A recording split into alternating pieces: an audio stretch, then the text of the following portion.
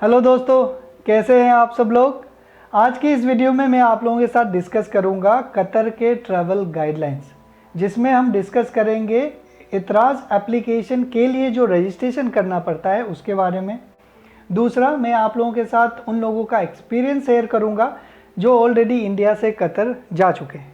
अगर आप कतर जाने वाले हैं या फिर प्लानिंग कर रहे हैं तो अपडेटेड गाइडलाइंस चेक करते रहिए ताकि आपको कोई परेशानी ना हो, क्योंकि ये कोविड के समय में जो गाइडलाइंस है बहुत फ्लक्चुएटिंग है, चेंज होता रहता है। ओके, जो पहला अपडेट है वो है एतराज़ एप्लीकेशन के लिए जो रजिस्ट्रेशन करना पड़ता है 12 घंटा पहले आपके डिपार्चर के। अगर आप इंडिया से कतर जाते हैं तो 12 घंटा पहले आपको उसमें रजिस्ट्रेशन करना पड़ता है, अपनी डॉक्यूमेंट्स सबमिट करने रहते हैं और आपको अप्रूवल मिलता है। अगर अप्रूवल मिल जाता है तो आप ट्रैवल कर सकते हैं, अगर अप्रूवल नहीं मिलता है तो आप ट्रैवल नहीं कर सकते। कल मेरे पास एक स्क्रीन कैप्चर आया था एतराज़ एप्लीकेशन का। किसी ने रजिस्ट्रेशन करने का कोशिश किया था लेकिन उसका रजिस्ट्रेशन रिजेक्ट कर दिया, उनका जो रजिस्ट्रेशन का एप्लीकेशन है वो रिजेक्ट कर दिया। उस रिजेक्शन में ये लिखा गया था कि जो भी विजिटर्स रेड लिस्टेड कंट्री से आ रहे हैं उन्हें 10 दिन होटल क्वारंटीन करना पड़ेगा, और ये होटल्स डिस्कवर कतर के जो एप्लीकेशन है, वेबसाइट है, वहाँ से ही बुक करना है। लेकिन जो मिनिस्ट्री ऑफ पब्लिक हेल्थ का वेबसाइट है, जो कि 12 जुलाई को अपडेटेड था, 12 जुलाई को अपडेटेड था लास्ट अपडेट, उसमें ये लिखा हुआ था कि जो भी लोग विजिटर्स हैं, जो भी विजिटर्स आ रहे हैं फुल्ली वैक्सीनेटेड और जो लास्ट जो डोज है उससे 14 दिन हो चुका है, उन्हें क्वारंटीन नहीं करना है, ना होटल में ना घर में। ओके, तो ये तो था मिनिस्ट्री ऑफ पब्लिक हेल्थ के वेबसाइट में, और जो रिजेक्शन आया था उसमें कुछ और लिखा हुआ था। तो मैंने यही चीज़ ट्विटर में पोस्ट किया ताकि अपडेट कर दूं आप लोगों को कि ये नया गाइडलाइंस है, ताकि आप ट्रैवल करने से पहले चेक कर ले। नहीं तो लास्ट आवर जो सरप्राइजेस हैं वो बहुत प्रॉब्लमेटिक होता है। तो उस ट्विटर में जब मैं ट्वीट करा, उस ट्वीट को जब मैं ट्वीट करा तो इसके बाद बहुत मिक्स तरह के रिजेक्शन आए। कई लोगों ने ये बताया कि मुझे कि ये फोटोशॉप्ड है, कई लोगों ने फेक बताया, कई लोगों ने कुछ बताया, कुछ लोगों ने इंडियन एम्बेसी कतर को भी टैग करा उसमें। ओके, बहुत सारे लोगों ने अपना अपना एक्सपीरियंस शेयर करा। कुछ लोगों ने ये भी बताया जो कनाडा जाने वाले थे वाया कतर, उन्होंने भी बताया कि हम लोगों को भी इसी तरह का रिजेक्शन आ रहा है। और आज सुबह इंडियन एम्बेसी कतर ने एक ट्वीट करा जिसमें उन्होंने बताया कि बहुत सारे फेक सर्कुलेशन हो रहे हैं कतर ट्रैवल गाइडलाइंस को लेके, और उन्होंने मिनिस्ट्री ऑफ पब्लिक हेल्थ का जो लिंक दे दिया। ओके, उसमें कि आपको जो भी अपडेट चाहिए इसमें देख लीजिए और इसी को आप बिलीव कीजिए। ओके, जब मैंने वो लिंक को खोल के देखा तो वो भी 12 तारीख को ही अपडेटेड था। इसके बाद मैंने इंडियन एम्बेसी कतर को रिक्वेस्ट किया कि प्लीज़ आप इस चीज़ को क्लेरिफाई कीजिए, क्योंकि जो एतराज़ एप्लीकेशन में रिजेक्शन आ रहा है और जो मिनिस्ट्री ऑफ पब्लिक हेल्थ के वेबसाइट में है, दोनों अलग अलग है।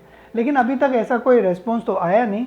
लेकिन एक आदमी ने एक वेबसाइट का लिंक शेयर करा था उसमें, जिसमें ये लिखा हुआ था, कतर का कोई वेबसाइट है, ऑफिशियल वेबसाइट नहीं है, गवर्नमेंट का वेबसाइट नहीं है, कोई एक वेबसाइट है जिसमें ये लिखा हुआ था कि एतराज़ एप्लीकेशन में कुछ टेक्निकल एरर था जिसके वजह से ये रिजेक्शन रीजन्स जा रहे थे लोगों को, लेकिन अब वो कारण सॉल्व हो गया। ओके, अब मुझे पता नहीं है कि इन एक्चुअल ये सॉल्व हुआ है या नहीं हुआ है। अगर आप कतर ट्रैवल करने वाले हैं कल परसों या जब भी रिसेंटली ट्रैवल करने वाले हैं तो इस चीज़ को ध्यान रखिएगा। अगर खुद से जा रहे हैं आप तो कोशिश यही कीजिएगा कि 12 घंटे मतलब 12 घंटे में ही आप रजिस्टर करिए, ताकि आपके पास इनफ टाइम हो इस चीज़ को डील करने के लिए। अगर ट्रैवल एजेंसी के थ्रू जा रहे हैं तो उनको भी इस बात का ज़रूर बताइए कि ऐसा ऐसा कुछ है, तो आप प्लीज़ चेक कीजिए। क्योंकि अगर आप कतर अगर जाएंगे और 10 दिन होटल में रुकना पड़ेगा तो उसका कॉस्ट बहुत है। जो डिस्कवर कतर जो उनका वेबसाइट है जहाँ से आप होटल लेंगे तो वो 4,000 4,500 कतरी रियाल है उनका, तो वो एक बहुत बड़ा अमाउंट है। नहीं तो आप अगर नॉर्मल वे में, अगर पहले जो 2 दिन पहले जो लोग गए थे उन लोग नॉर्मल होटल्स में, डॉर्मेट्रीज में रुक रहे थे। ओके, तो ये था सारा कहानी एतराज़ एप्लीकेशन का। और मैंने आपको यह बताया था कि एतराज़ एप्लीकेशन के लिए रजिस्ट्रेशन, इसका मतलब ये है कि आप अभी एतराज़ एप्लीकेशन में रजिस्ट्रेशन नहीं करते हैं, आप उस एप्लीकेशन के लिए रजिस्ट्रेशन करते हैं। क्योंकि जब आप कतर पहुंच जाएंगे, जब आपका इमिग्रेशन हो जाएगा, जब आपके पास कतर का सिम होगा, तब आप एतराज़ एप्लीकेशन में रजिस्ट्रेशन करेंगे। ओके, तो ये था एतराज़ एप्लीकेशन के लिए रजिस्ट्रेशन के बारे में। इसमें कैसे रजिस्ट्रेशन करना है उसके बारे में मैं एक शॉर्ट वीडियो ज़रूर आप लोगों के साथ शेयर करूंगा स्क्रीन कैप्चर के साथ में, ताकि जिन लोगों को डिफ़िकल्टीज़ है उन लोगों के लिए हेल्पफुल हो। तो और अभी बात करते हैं उन लोगों का एक्सपीरियंस जो कतर ऑलरेडी पहुंच गया है। ओके, जो उन्होंने बताया है और जो मैंने अपने वीडियो में बताया उसमें ज़्यादा डिफरेंसेस नहीं है। बस एक डिफरेंस है उसमें कि जब आप कतर पहुंचेंगे तो एयरपोर्ट में आपका कोविड पीसीआर का टेस्ट होगा, जिसका कॉस्ट है 300 कतरी रियाल। ओके, और ये जो फीस है आप कैश में भी पे कर सकते हैं, कार्ड में भी पे कर सकते हैं। तो ये डिफरेंस है। अब मैं शुरुआत से आपको एक जो गाइडलाइंस है इंडिया टू कतर के बारे में वो बता देता हूँ। अगर आप इंडिया से कतर जाने का प्लानिंग कर रहे हैं तो आपको अपने फ़्लाइट्स लेने पड़ेंगे। ओके, फ़्लाइट्स आप बुक कर लीजिएगा, India to Qatar and Qatar to Saudi Arabia.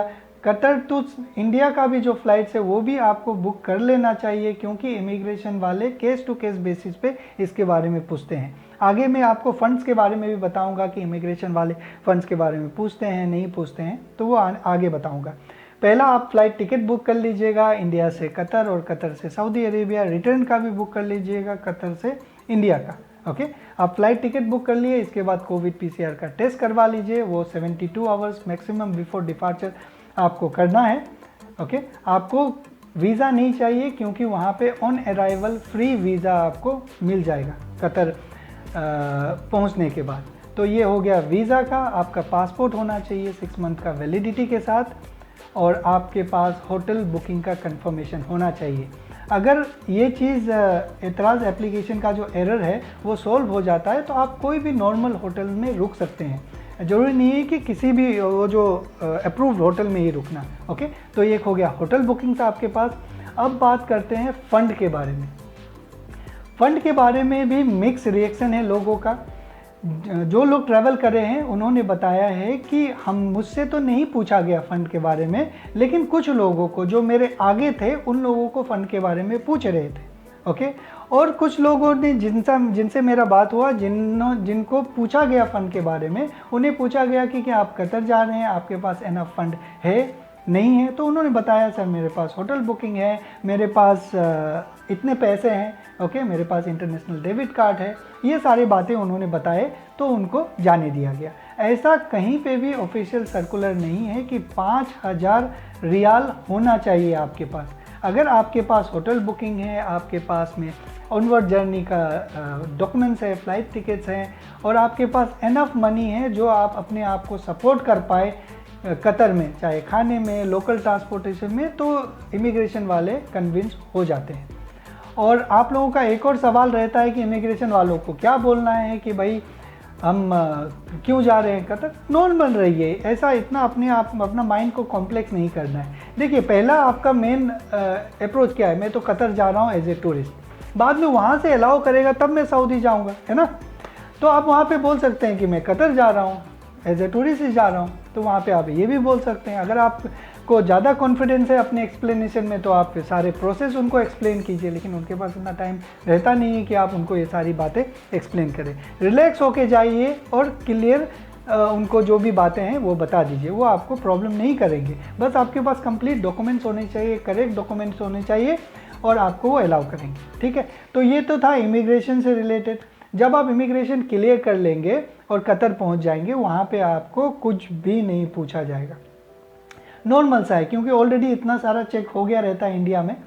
तो आप कतर पहुंचने के बाद आपका कोविड पीसीआर टेस्ट होगा, आपके इमिग्रेशन होने के बाद आपको फ्री ऑन अराइवल वीज़ा मिल जाएगा। ओके, जब आप इमिग्रेशन से बाहर निकलेंगे तब आपका एतराज़ एप्लीकेशन में रजिस्ट्रेशन करना रहेगा, और रजिस्ट्रेशन करने के लिए आपके पास कतर का सिम होना पड़ेगा।